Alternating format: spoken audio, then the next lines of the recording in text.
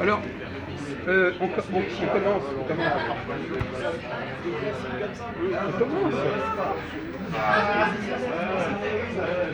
On commence. Alors, vous écoutez le sujet. Non, mais vous ne fatiguez pas.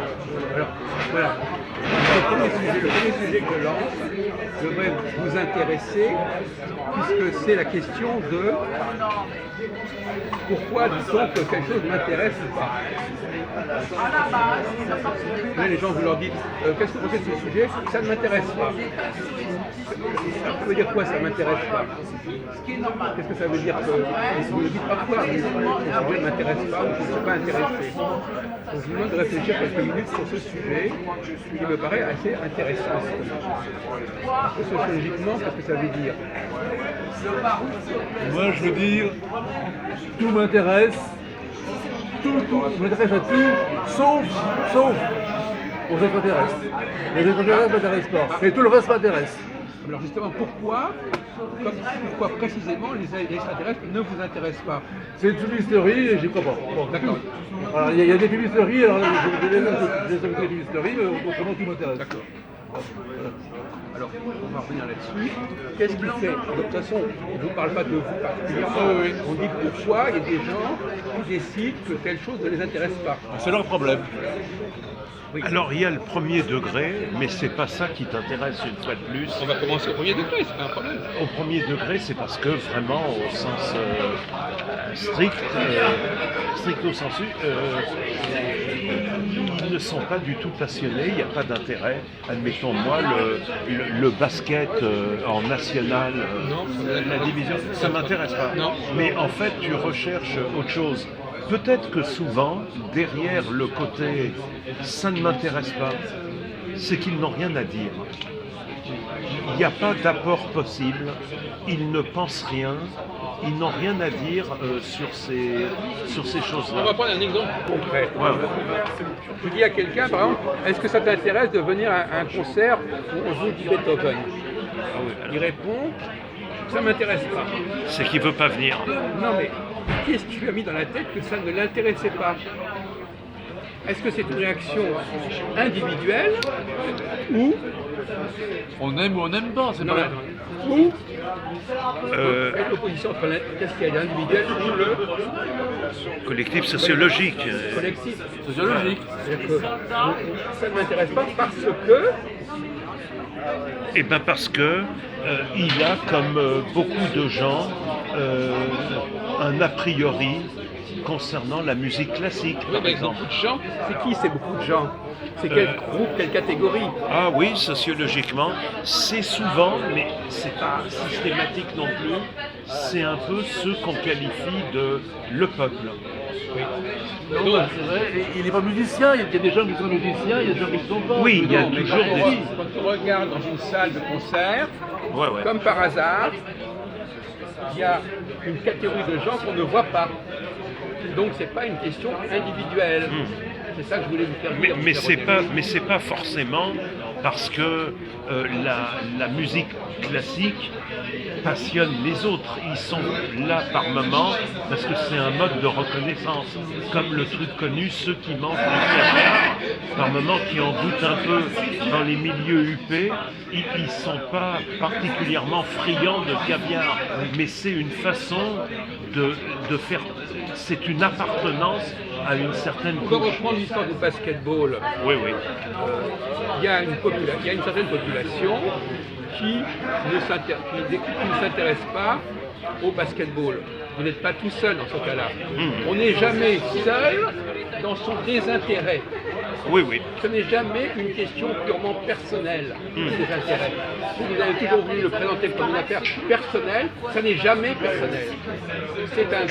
On a des préjugés qui sont liés à une appartenance qui fait que ce sujet-là, on n'est pas censé le connaître, on n'est pas censé s'y intéresser. Comme Durkheim, l'étude sur le suicide, il y a des explications collectives en fonction des religions. le suicide, la folie. Durkheim expliquait que les Juifs avaient tendance à moins se suicider, mais à être pourtant un peu plus comme groupe, un peu plus déséquilibrés ou névrosés que les autres. Mais le suicide, il y en avait moins. Alors, on avance dans ce sujet. Donc déjà, au niveau de la méthodologie, poser le problème à un niveau individuel, c'est nul.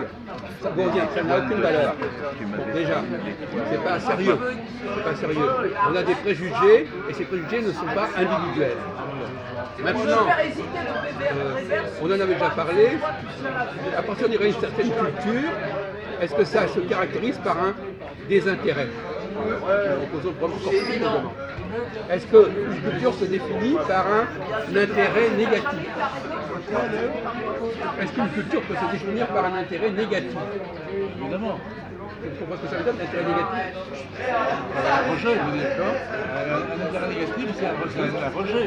Un rejet ou un désintérêt. Alors, rejet, désintérêt, est-ce que c'est la même chose, rejet ou désintérêt? Non, c'est pas la même chose, mais c'est une question de degré. C'est une question de degré. Je veux dire, on peut s'intéresser et puis.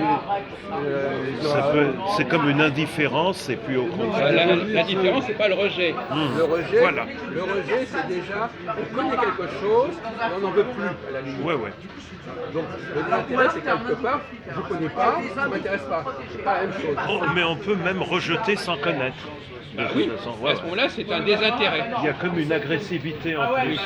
Alors donc, par conséquent, la question que je pose pour terminer ce premier round, c'est est-ce qu'un groupe peut se définir par ses désintérêts? Est-ce que ce n'est pas un marqueur identitaire de ne pas s'intéresser à certains sujets ou de ne pas les connaître à la limite? Si on prend par exemple la question juive, Oui. est-ce que les Juifs se caractérisent par leur désintérêt? Par un certain désintérêt pour certaines choses. Certainement.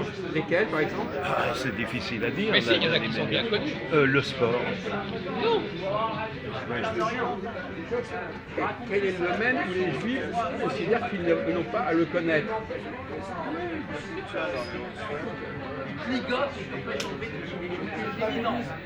Je vais te répondre le christianisme. Oui, ben voilà. Ah ouais.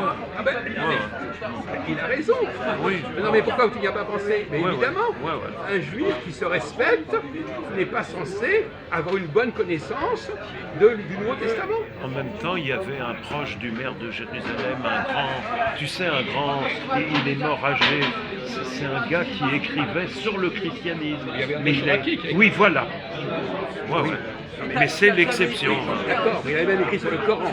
Parce qu'il estimait, pour mieux connaître, il faut connaître les autres, même par un effet dialectique. Mais on est quand même, soi-même. bien d'accord. D'ailleurs, c'est un paradoxe parce que les chrétiens, eux, Oui. ne peuvent pas se permettre de ne pas connaître l'Ancien Testament, Oui. mais les Juifs peuvent se permettre de ne pas connaître le Nouveau Testament.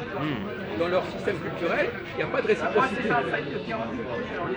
Bon, donc effectivement, Parce que originellement, il y a eu la première des religions, c'est le judaïsme. oui, mais enfin, c'est intéressant comme phénomène Oui, oui, sociologique. oui, Ce n'est pas bien de savoir. Et par exemple, dans certains cas, quand on discute avec certaines catégories, par exemple l'histoire de France, par exemple, il semble que certaines populations, je ne nommerai pas, considèrent que ce n'est pas intéressant de connaître l'histoire de France, alors qu'elles sont en France. C'est aussi un marqueur identitaire. On m'a mis dans la tête que c'est pas pour toi, c'est pas pour toi de faire ça. Et pour la musique, c'est pareil. La musique occidentale, c'est pas pour toi. C'est pareil dans tout. Même quand on fait des... Je ne veux pas citer, par exemple, pour les Africains, nord-sud, on dit non, la musique occidentale, Beethoven, Mozart, c'est pas pour toi, tu peux t'en passer, et même quelque part, ce serait une sorte de dérogation ou de honte à la limite de s'y intéresser. C'est trahir son propre milieu, même. Ça se fait pas de savoir certaines choses. Échapper à son milieu. Donc, Et pourquoi vous prenez toujours l'exemple de Beethoven? Non, il n'y a pas de citation sur Beethoven. Non, mais il n'y a que ça dans votre bouche, Beethoven. Non, c'est pas, peu importe. pourrais vous citer 50 compositeurs. Mais tu voulais pas. Ah, voilà Christophe. Ah. Alors, il est à vue avec son ami Patrick.